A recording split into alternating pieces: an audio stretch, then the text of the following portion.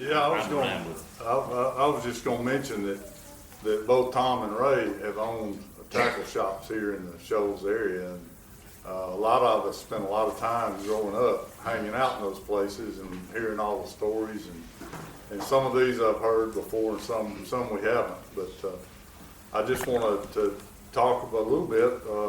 I know Ray's got something he wants to say, but I was gonna ask about the earliest club. I know I was a member of Quad Cities, and their club number with Bass in the Bass Federation was club number 4.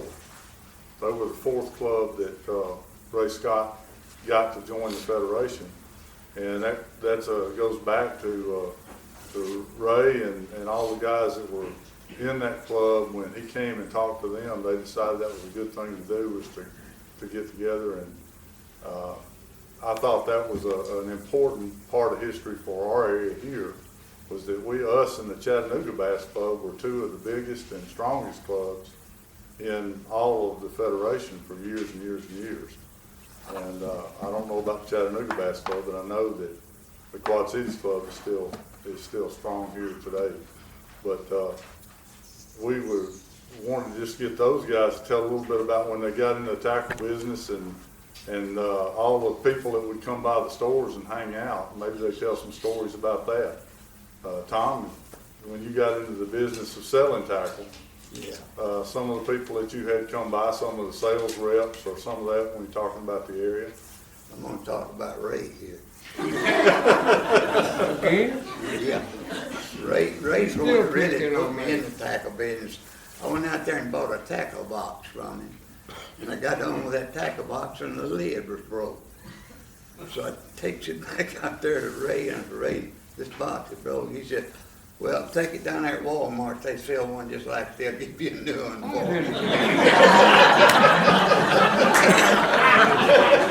didn't do no such stuff. That's when I decided to go I to sure the don't tackle remember. business.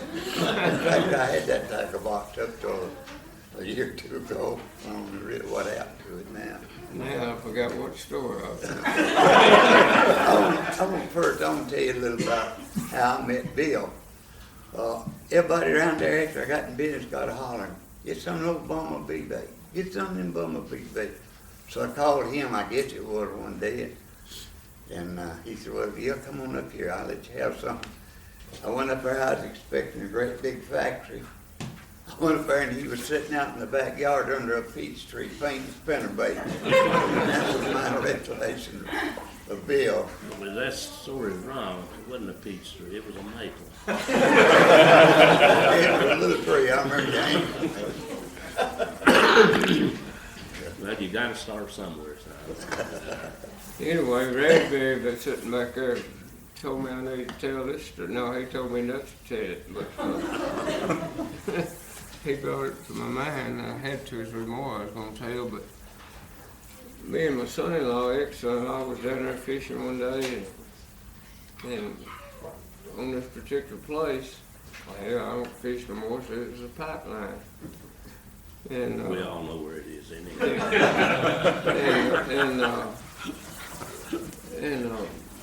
we was winning several tournaments off of it, and the next thing I know, my son-in-law, ex-son-in-law, was down there, and he said, this particular guy, and some of you probably know who that was, but I ain't gonna call his name, he was catching them off there and taking them down and turning them loose somewhere else.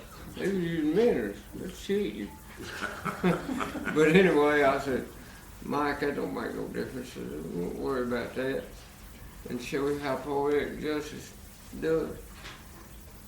The next tournament we had, we was sitting on there and we done caught a big string off there at the telephone pole. And it just so happened, here comes this boat that took a bunch of them off there, and we caught and netted the big one right as he come by. And I said, man, I wouldn't have took nothing for that. Oh, Lordy. I guess. Was there milfoil downriver back in the 60s or? No, Okay. there wasn't any. I wish for it to be, you know, but they had the milfoil on Wheeler, and it was, I loved it, man. I Had a little bit on. I love fishing that grass, and I wanted to get on Pickwick, But it finally got on there like 4 years ago, the year I quit bass fishing. And I said, boy, I'm not big all. And I started catching all them big ones 4 years ago. I said, man, I picked a good time to quit. Ray was talking about his tournament when his engine broke down on him. My dear party friend Charles Perkins and I were fishing a tournament once, and fishing was tough at that time of year. We felt like we knew where we had enough places where we could pick off one or two, no real concentration fish anywhere, and it was just kind of tough.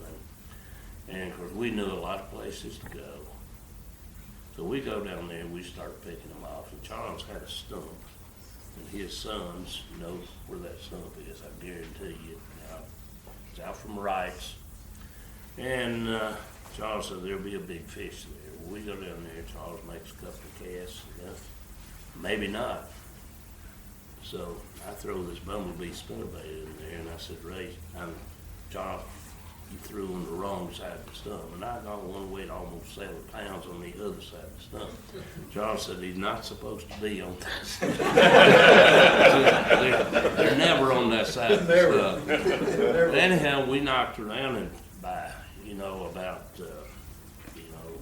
probably 1 o'clock or so, we had wound up just here and there. We pick up a fish, just one fish, but anyhow, we wound up with a big string of fish. And I said, Charles, we got one fish that's about a 4-pounder we need to cull. I think we can do that up below the dam. And that gets us back close. We were on below water. And so we run back up, and as we came by the launching area out here, I said, man, we've got this thing. Well, I said, look at all those clowns loading out. They got no fish, they're leaving now. So we go on up there. I said, we got an hour of fish. About an hour later, I looked at my watch. We still had about an hour. My watch had stopped, and Charles, I don't know that he never wore. I never seen Charles Perkins with him. But so I go back down there, and whoever, and I think you may have been running the scales. I don't remember who it was, but anyhow, I asked the guy that weighed the fish in. I said, "Will you weigh our fish?" He said, "Well, I already paid the people." I said, "Well, I know we're not gonna win anything. Just like to know how we stood with." He said, "Yeah, I'll weigh it for you." We got him out, and he said, "Well, you had a little more than twice what anybody else had." really makes you feel good. Yeah, I remember that, Bill. Yeah, I remember it too. I got one more Ray Gresham story. Oh, come on, Tom. Me and him fishing tournaments on the Watts Bar.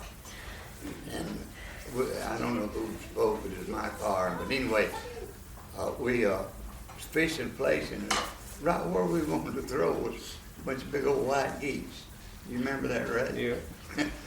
Ray throwed that spinnerbait and just wrapped right around that goose's neck. And we had feathers and on the water. We're afraid that man was going to come down there and shoot us. Yeah, well, I never got them goose off there. And the rest of that story as we was coming back and coming through Cookville, Ray was sitting over reading the paper. And Ray looked over and he said, how fast you going? I said, about 85, 90. He said, we just passed highway patrolling right back here. We just passed the radar. I thought it made it through, and we topped a little hill, and I ain't never seen such a line of cars. That's where they make them Tennessee highway patrolmen, right there at that time. But anyway, they pulled us way down in the front. I guess it was 40 cars back there. Yeah, I told you to pull over behind the last. Yeah, we sit there, and nobody ever come back to us, and I said, well, let's just ease out and go on. Yeah. We expected to get stopped all the way back here. Ray, when we came across the state line there in Tennessee, he said, they didn't catch us. They thought they were going to follow. But I saw that trailer truck coming. I said, watch this, Ray, and I just started right out in front of it, took off. They never did see us leave. But they had a line of cars lined up down there you wouldn't believe. They had more than everything. We looked out on that in Tom, Yeah. big time. Yeah, me and Ray been through some times together on those circuits. Them old stories about him. You don't know nothing on me. Thank goodness. I don't want to tell it. Okay, they don't. Yeah. Hey Sam, let me tell him that Ray was telling the truth about blowing his motor up and catching the big fish. Cause I heard it when it blew up. I went over there to get him. Don't you remember me coming over there? And you went up there, and he said, we're just gonna fish around here, and then that while I get somebody to come get us, and we're gonna drink a few beers or something. Well, I went on up the river, and I come back, and he said, we got one fish, it's about a 5 or 6 pound smallmouth. And I said, all right, if y'all don't make it in or something, I'll come over and get you. He said, okay. Well, that's when they turned the water on right after that. I mean, when I was sitting there talking to him, they turned the water on. And he went in and won the tournament. I saw him about a week later, and I heard he won the tournament. And I accused him of lying. I said, you didn't lie to me. You had a boat full of fish and lied to me. And he swore, said, no, that's the way it happened. Now, let me tell you. So we went over there and caught all them fish and said, he told me about a year ago, he said, I ain't caught a fish ever since. Right. And there's something else about that. I don't ever lie to nobody. I know. Now, I might tell somebody, I ain't gonna tell them where I caught them, but I'm not gonna lie to them. They're raised like George Washington. George Washington couldn't tell a lie. Ray could and wouldn't. For those of you that don't know Roger, that's Roger Stegall. He's from Iuka, and his fish Pickwick and Long as most of us in the room here. Who? Ryder, do you remember those Roger. guys Yeah. stocking the smallmouth down there? I barely remember that. That's been a long time. It's been a long time, Yeah, granted. it's been a long, long time ago. Yeah. They was talking about there wasn't no smallmouth in there, and there was more in there than there is fish together there. Bass and smallmouth. Talking about that smallmouth that we got here, I never will forget what really started me fishing. There's a lot of good fish down around 7 Mile Island. And there was Tennessee Sand and Gravel had a dredge boat, been sitting there for years, pumping that pea gravel, take it over and washing it. And I just run across that hole one day, the water's about 22 foot. And I got there and it dropped right off to 40. Wow. And then it went on down there about 2 times length, this bill, and came right back up. I bet I had caught a ton smallmouth out of that one little hole. What you Right did? How come you never did tell us about it? I tried to keep you and Paul Cantrell off of it one day, and you beat me there. But y'all wasn't fishing right, y'all was drifting. Yeah, anchored. Well, me and old man caught a bunch of them. I know it. He was just like a father to me, bless his heart. He wasn't He me. furnished the boat, and the gas, and the entry fee, and everything else. All I had to do was go along. But I did all the practicing, so it wasn't all one way. Yeah. Because he had to run his body shop, but I did all the practicing. I'd take off. Usually, if I had a tournament on Saturday, I'd take a day of vacation on Friday and go find out where I wanted to start. Yeah. And it paid off a bunch of times, too. Well, like I say, it's so many of them days you go out and practice and get them, and the next day you. Well, I made it a point, if I went out and got on a bunch of fish, 2 was the most I'd catch on a place, and then I'd just leave it, because if you sold them out for all of them, they ain't gonna be that. They ain't gonna bite the next day. That's right. You can forget about it. Yeah. I'd like to mention something that Mr. Moody mentioned about the Quad Cities Bassmasters. I was once elected president of that club. You remember that? You what? Vaguely. Yeah, I was. You what now? I I remember. was elected president of the Quad Cities. I got it all on record at the house. I'm gonna go home and check it. I'm kidding, man. Well, I tell you what, let's do, before you go check those records, let's see back them really bad. I tell you what, you come out there after this meeting's over, and we'll have a taste of my homemade wine. I gotta go home tonight. We get started on that and there's no telling what it is. to ask if anybody out there's got a question for any of these guys, that, something that's come to mind, or they've heard about something that they wanna know more about. Has anybody got a question for them? Bill, I hear where you, appointed to the Hall of Fame this year, what's that about? I'm amazed that I missed that. Hey, let me mention something about that, and I mentioned to Jimmy when he called me. I said, how come they don't have a fishing Hall of Fame around there? They have a Hall of Fame for everything else. Well, What's wrong with the fishing? if you- And Jimmy says, well, you never thought about it. Well, if you Don't just mention stand by a his race second, I'll guy, tell you will. all about that. Do We what? have a National Hall of Fame building that will be built right beside of Interstate 65 near Cullman, Alabama. They are now building the off-ramps at the interstate for that. And, It's a fishing hall? yes, I and, hadn't heard that. it's the Bass Fishing Hall of Fame. Well, that's nice. And, it is Well, going you and to, Ray Scott be the first two in it. well, there's 50-something members already in the Bass Fishing Hall of Fame. Oh, really? Now, that's been going on for 14 years, I think. But we've never had a building or a Yeah. home for it. Yeah. And it's always rented a building in Hot Springs, Arkansas, of all places in the world. Why that godforsaken place. But, well, it's okay. I guess if you live there, it's a great place. But, no, I'm really happy. But I'm also, I'm very happy that I was elected. That is elected by a national vote. You have to be a member to vote. And I was elected this year. I'll be inducted into the Hall of Fame at the Bassmasters Classic in Greenville, South Carolina in February. So That deserves now, I give you permission to tell people that you've known me for a long time. Now, who you want me to tell? Whoever you talk to, everybody you talk to. Did Ray Scott have I'll anything to do forget with it. it? My memory's when I forget everything. Ray Bill. didn't have anything to do. This is just, it's separate from BASS. It is the Bass Fishing Hall of Fame.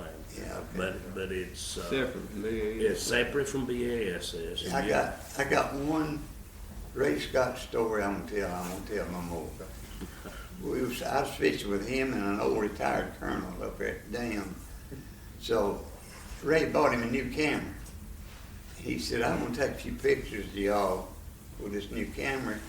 And he done like old Bob Cobb do with the editor, you know, he'd get down on the floor and take her pictures, got everything, got a hunt.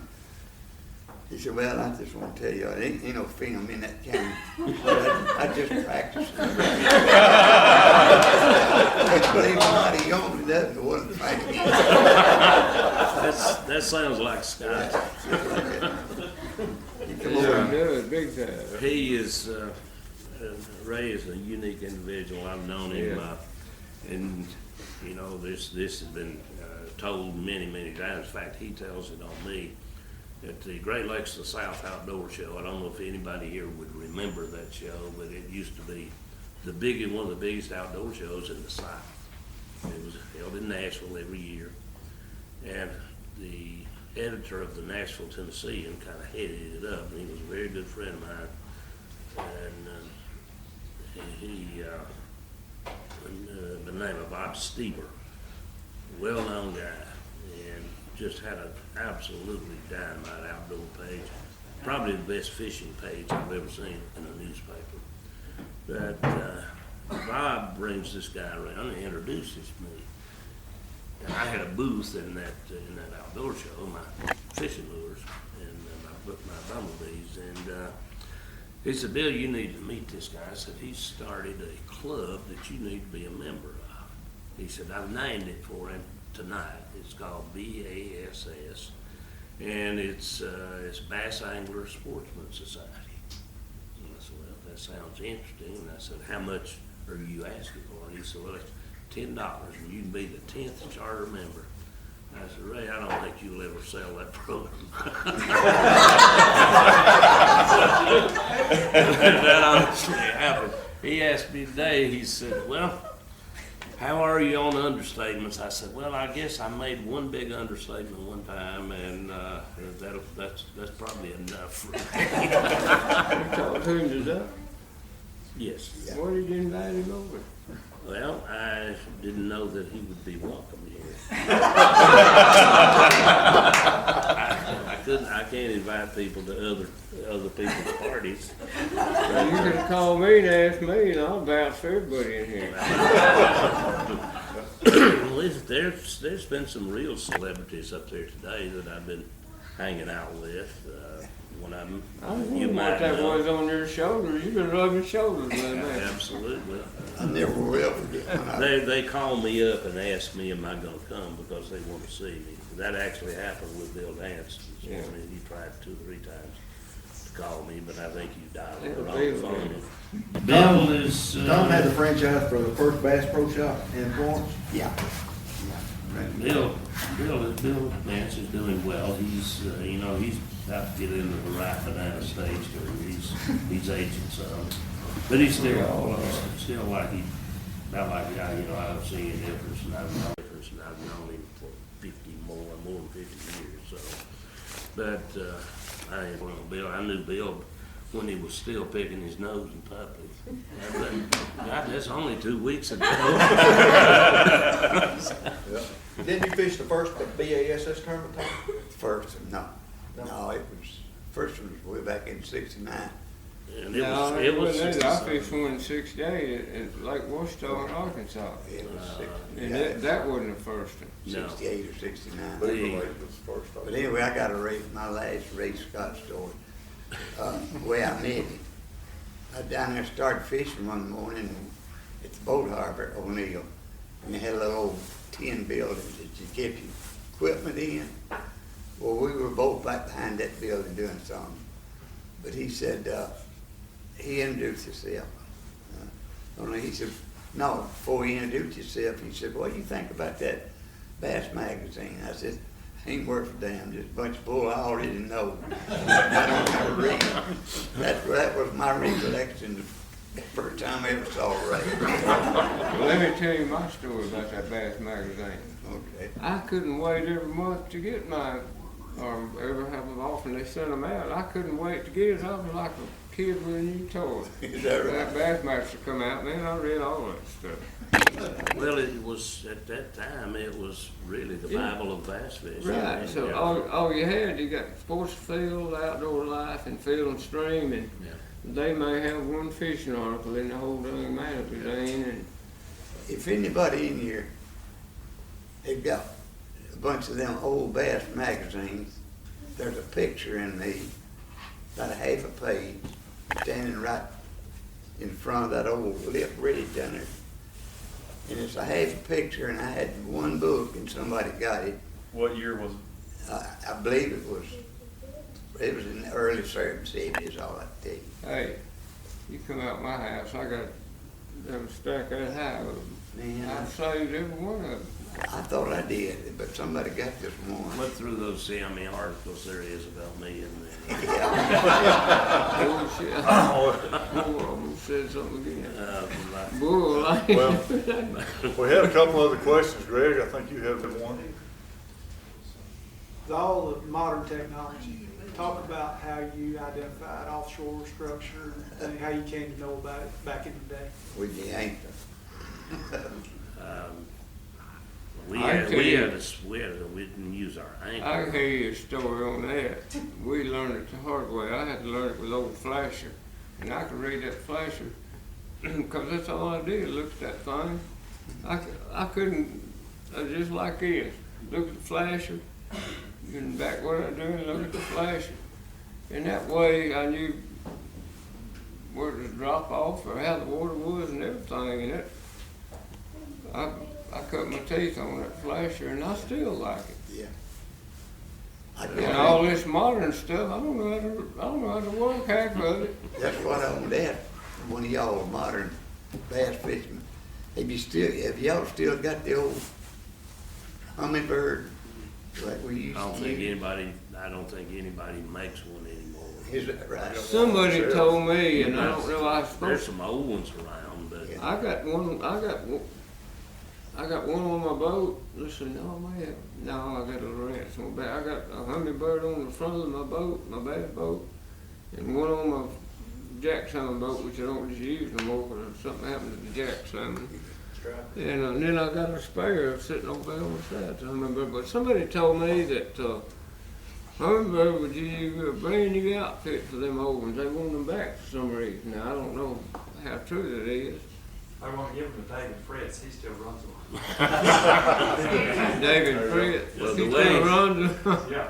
The way we learned, of course, you're Well, we learned talking was trial and about, error. you're talking about a flasher, that's kind of modern day in my books. The Well, way, you're a lot older than I am, man. and I mentioned to say maybe better looking, but that's not the subject. But the way we found, I learned to fish, as I said, mostly we fished out of Waterloo. I fished with my dad, and he had, and I don't, some of you may know what a sash weight is. Used to be a counterbalance for windows. Yeah, And window weights, and we had one of those, and we had it tied on the end of a rope. He had tape at 1 foot increments. When you start, he accounted for the boat to the water, and then from 1 foot, where they started was at the gunwale of the boat. And then at 1 foot increments, he had a piece of black tape on that rope. That's how we found our Lauderdale. And it's amazing to me that I still fish a lot of those spots. And when we're night fishing and you had no depth finder, there was literally no cabins, not many on Pickwick Lake still. And